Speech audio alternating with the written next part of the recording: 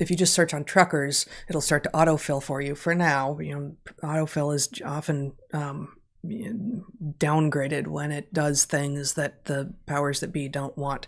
But you'll find either Truckers for Freedom, hashtag Truckers for Freedom 2022, Truckers Convoy 2022.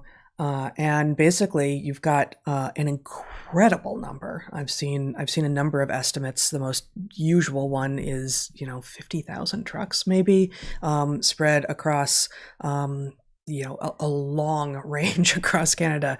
I've seen so many different estimates. I'm not gonna guess here. Driving slowly because there's so many of them, and because it's January in Canada, and because they are going through these towns.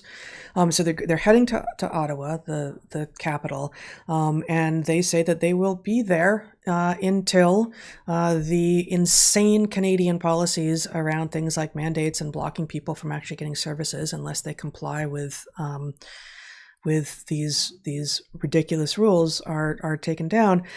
Are reversed. And as they're going through these towns, and even not in towns, and again, Canada in January, it ain't easy to be outside, but they've got, there's just people lining the roads cheering on the truckers. We can play it while you're talking. Yeah. So here you can see people are cheering, lining the roads. They're waving Canadian flags and banners, and what you may or may not be able to see, you'll see it upcoming here. Every overpass is full of people cheering the truckers on. And, in some sense, they are circumventing the system that controls what we know about how other people feel, right? So we've had these massive... So this looks like it's not taken from within the convoy, because there's no big rigs in front of this guy, and he's going pretty fast. Right. So is he ahead of it, as far as you know? I don't exactly know. Okay. So I am going to post either today or tomorrow on my Substack a bunch of these videos, I think, that actually do, from within or from the side. From within or overhead. I've seen it's extremely, it's obviously hard to capture a convoy this big. You could do it from space maybe. But, that would be great. Yeah. I want to show just a few screenshots here, Zach, from tweets. Here we have Justin Trudeau, the Prime Minister of Canada, back on March 31st, 2020. Remember March 31st, 2020? Things were getting pretty ugly. It was. This is one of these lines I have not gotten why people keep invoking it, because it was patently untrue at the time. Like, this is one of the things that was just patently untrue at the time. But 2 weeks to flatten the curve. Somehow a lot of people believed that, and it never looked like that from where we're sitting. But okay, this is back around that era. He says then, while many of us are working from home, there are others who aren't able to do that, like the truck drivers who are working day and night to make sure our shelves are stocked. So when you can, please #thank a trucker for everything they're doing and help them however you can. We will see shortly how Trudeau has changed his position. Mm-hmm. Here we have from, right now, this is a nun holding a sign that says, "God bless you, convoy truckers, free forever." Love this. Here we have, a little bit small again, an invitation for January 29th, 2022, that's Sunday, nationwide business reopening, no more mandates. In solidarity with the truckers' convoy to Ottawa on January 29th, 2022, businesses Canada-wide will be opening their doors at full capacity and abandoning all restrictions. No masks, no vaccine passports, no capacity limit. And it should not require to be said, but this is not about being anti-vaccine. This is about being anti-vaccine mandate, anti-vaccine passports, needing vaccines to get into services like restaurants and theaters.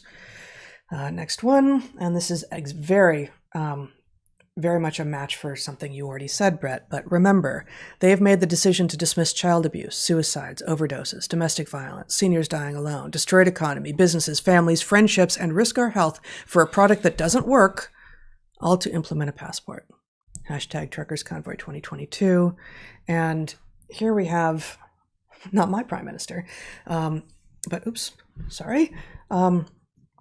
Justin Trudeau. Oh, I managed to take I think this is from 2 days ago now. I think this is from January 26th. Last night, I learned that I have been exposed to COVID-19. My rapid test result was negative. I am following Ottawa health rules and isolating for 5 days. I feel fine and will be working from home. Stay safe, everyone, and please get vaccinated. He's so patently hiding. Right. And he's so patently hiding from what he knows in the middle of his self-imposed quarantine. He's a world leader who got exposed. Of course he got exposed. Of course he got exposed to Omicron during while Omicron is circulating. He is hiding at the height of the trucker convoy's power and reach and pretending that that's not what he's doing, pretending this is about public health. If he had been anything like a leader to this point, you would have to wonder. Second, thank you.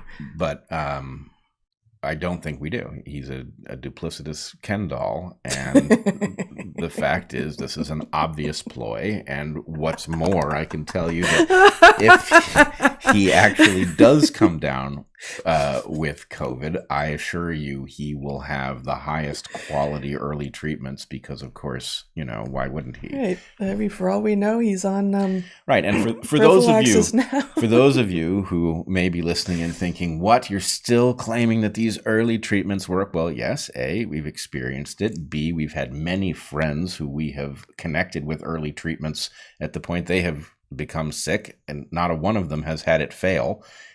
So yes, they work, but also, as you will find in many places, increasingly you will see it with video. Tess Lawrie caught Andrew Hill admitting that the reason that his meta-analysis says ivermectin's utility is questionable is that he was pressured to say that. Yeah. Right. So anyway, it's not in doubt.